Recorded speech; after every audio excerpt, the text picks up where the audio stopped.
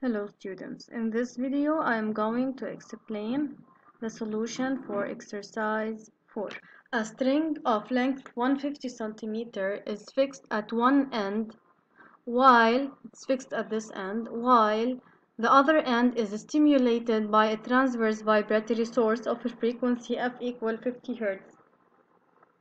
This means that the vibratory source goes up and down, okay, causing a propagation of a transverse wave along the string at a frequency of 50 Hz, because usually the frequency of the vibratory source is equal to the frequency of the produced wave. The string enters resonance with the source, forming 5 spindle-like patterns, or the ones that we usually call loops. So these are 5 spindle-like patterns or 5 loops. 1, 2, 3, 4, 5. So why does a standing wave take place here? The incident wave that is propagating hits the fixed boundary, then is reflected and inverted backwards, and this is a continuous procedure because the vibratory source is continuously vibrating the string. That's why at this frequency resonance happens and a standing wave takes place, in which the string starts vibrating up and down while these positions, which are the nodes, remain at rest. That's why it appears to be a standing wave, but it's actually the result of two propagating waves, which are the incident and the reflected wave. Now mark on the diagram the distance equal to the wavelength of the standing wave. So if we consider, in order to determine the wavelength, we have to consider only the incident wave or only the reflected wave. So if we consider the incident wave, this part of the incident wave that I marked with red, this one includes a crest and a trough, so this is a whole cycle. The distance covered during the whole cycle is one wavelength. It's this blue segment, this whole blue segment here, from O till this third node. Mark on the diagram one node and one antinode. I marked all the nodes and all the antinodes so that if one of you chooses this, he can check that it's right, or chooses the other one so he can know that it's right. So the nodes are the positions, by definition, are the positions that do not undergo any displacement, where it's the position at which destructive interference between the incident and the reflected wave take place. So the node is at position O, and here when we have 1, 2, 3, 4, 5, 6 nodes, and antinode is halfway between two nodes by definition. It's the position at which maximum displacement takes place. So we have 1, 2, 3, 4, 5. So you can see that always the number of antinodes is less than the number of nodes by 1. Now how many nodes are there on the string? 6 nodes. Determine the speed of the wave in the string. So determine the speed of the wave in a string. Everything you learned in the first lesson is required and is applicable in this one, because we're still dealing with the waves. So in the first lesson we learned about 3 formula that allows us to calculate the speed of a wave propagating in a given medium. We have v equal total distance over total time, v equals lambda times f, and v equals lambda over period. Now based on the given, we are given the frequency. That's why we have to make use of this given. So for sure we have to use the formula v equal lambda times f. But still what is missing in v equal lambda times f is the lambda. So we have f is 50 Hz. What about the lambda? How can we find it? Lambda can be calculated by using the condition of standing wave, or the condition in which resonance is allowed. So we are given the order. We are given n equal 5. The condition of a standing wave to take place is that the length of the length of the string must be equal to a multiple of half lambda. So n lambda over 2 equal L. This must be satisfied.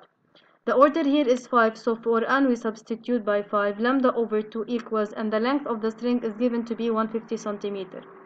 It's equal to 150 centimeter. Now we have 5 over 2 times lambda equal 150, then lambda equal 2 times 150 over 5. This is equal to 60 centimeter. Why did I write express it as lambda 5? This 5 index that I'm using is to show that the wavelength here corresponds to the case when 5 loops are formed. Okay? Now having lambda 5, and f5, it's the one given here. So the speed is equal to 60 centimeter times 50 hertz. 60 centimeter, we have to convert it to meter to the SI unit because hertz is the SI unit of frequency. So when we have SI unit times SI unit, we get SI unit. So 0.6 meter times 50 hertz equal to 30 meters per second. Frequency for standing waves on this string is 10 hertz. The vibratory source that was vibrating at a frequency of 50 hertz could decrease its frequency. If it decreases its frequency, if the vibratory source decreases its frequency, the frequency of the wave also decreases. Okay? So now we want again to produce a new wave in the string, but with lower frequency. We know from the previous lesson that for the wave of the same nature that propagates in the same medium, even if the frequency changes, the speed remains the same because the speed is related to the medium. Okay, so we want to decrease for v decrease the frequency. V equal lambda times f. V is constant, f is decreased. This means that lambda is increased because they are inversely proportional. So in order to be able to find the least possible frequency for a standing wave, this means that for n equals 1. This is the least possible frequency for a standing wave. So now I have to substitute in the condition n lambda over 2 equals L. For n equal 1, lambda over 2 is 150 centimeter. And this means that lambda is equal to 150 times 2. Okay? So 150 times 2 is 300 centimeter.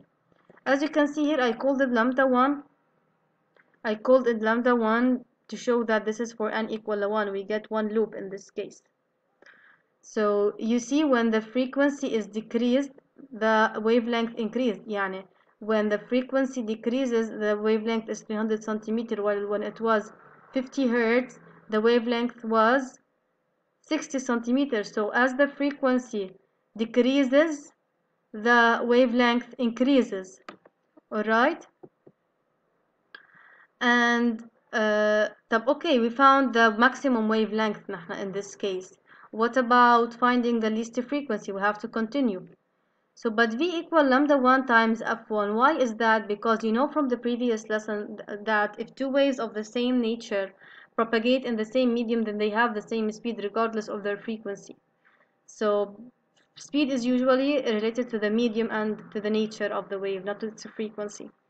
So now the speed that we calculated in part 4 here is true also for the second wave that is produced at lower frequency. So V is equal to lambda 1 times F1. F1 here is the least frequency that we are looking for. So F1 is V over lambda 1, 30 meter per second over 0.3 meter SI unit. So we get the frequency, the least frequency of standing wave is 10 hertz.